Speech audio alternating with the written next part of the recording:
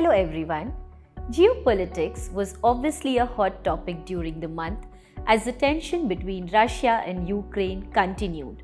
Its impact across the globe will vary depending on the proximity to the war nations. But the biggest impact globally has been and will continue to be via higher commodity prices. Russia and Ukraine both are key suppliers of vast array of commodities. There is a disruption to supply both due to sanctions and shipping difficulties. Semiconductor producers are also likely to face supply chain disruption yet again given their reliance on rare gases from Russia. Nor is the battle against COVID-19 consigned to history. Watch out for rising COVID cases in China and their lockdowns on key cities, another potential threat to smooth shipping. The impact of higher commodity will be through redistribution of income from commodity consuming countries to commodity producing countries. Inflationary pressures have resurfaced while raising concerns on durability of the nascent economic recovery. Global growth will clearly be weaker than it would have been without the recent inflationary surge. Already, the swings in commodity prices in financial markets have been dramatic during last month, and volatility appears set out to be a feature of the outlook for a foreseeable future. Economic forecasts could be in a state of persistently playing a catch-up game. The challenges facing the major central banks could grow even harder. Major central banks know from the past that the rise in energy prices squeeze real income and can result in sharp slowdown, soon resulting in rate cuts. But with US inflation nudging 8% in Fed's clear priority is to stabilize inflation.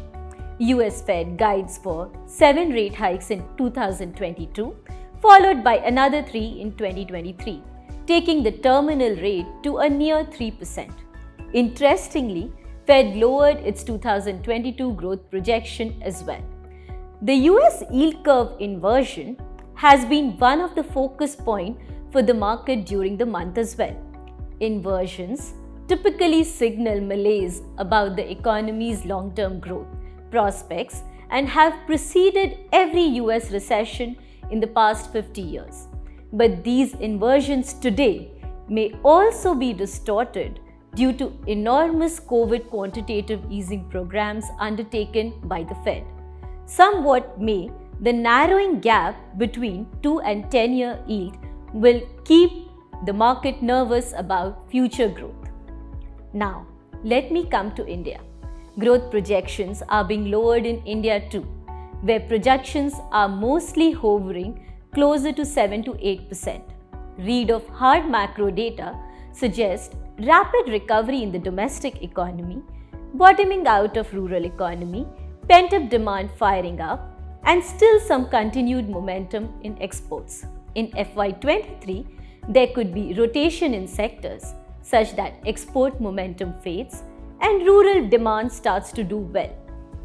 India, being a net commodity importer, loses, and mainly via higher energy prices.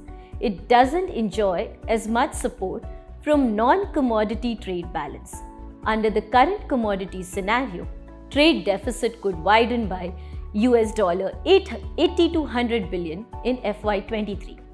CAD could jump up from near 1% in FY22 to 3% in FY23. External account balance could also swing from surplus to deficit. Rupee could depreciate rapidly to 77-78 levels against US dollar over the next couple of months and stabilize thereafter. With regards to government fisc, we stick to the stated 6.4% for FY23. But headline inflation at the starting point is already hugging the upper end of RBI's comfort zone. We pencil at least 5.5 to 6% inflation in FY23 and high single-digit WPI inflation for the entire FY23. Higher input cost raises margin concerns for businesses which are net commodity users. Now, Coming to the equity market, after being volatile throughout the month, most global market ended in a marginal green. Indian Nifty was up 5% and key indices were up also, but the breadth of the market was lagging. The first round of valuation reset for the equities had come through a rise in the risk-free rates, owing to global central banks moving to normalize the policy. And now, with the rising geopolitical risks, the equity risk premium is itself moving higher, leading to another round of valuation reset. As such, the near-term cautiousness on Indian equity market continues. That said, some bit of froth had been cleared up over last few months, and it now is a decent time for entry for long-term investors. Long-term investors should, therefore, see the current turbulence as an opportunity to add exposure rather than panic. Now, coming to bond market. Bond market have not provided safety this year despite geopolitical developments, which typically make investors run for less risky assets. Much of it is driven by the Fed hiking cycle, which has turned notably more hawkish in the recent weeks. In fact, Indian yields, even as it moved up, was fairly more contained than the rise seen in the peers and the Western world. Globally, there is a divergence in the central bank rate cycle. BOE led the way with 3 rate hikes already done and now turns a little sober in its outlook. So is the case with select emerging market economies such as Brazil, which is more mature in rate cycle. Fed has just started, but the current guidance may not be forgiven. On another hand, we have Bank of Japan, who are controlling yield curve, and PBOC, where monetary easing is likely due to Chinese growth concerns. The greatest variation also lies in India, with spot rates significantly below the market implied terminal rates.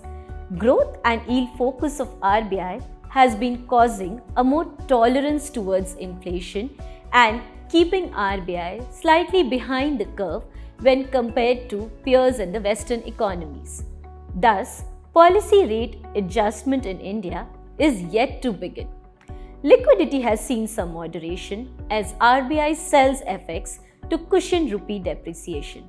External account deficit could help to suck out the liquidity, provided RBI does not counter it completely with OMO purchases.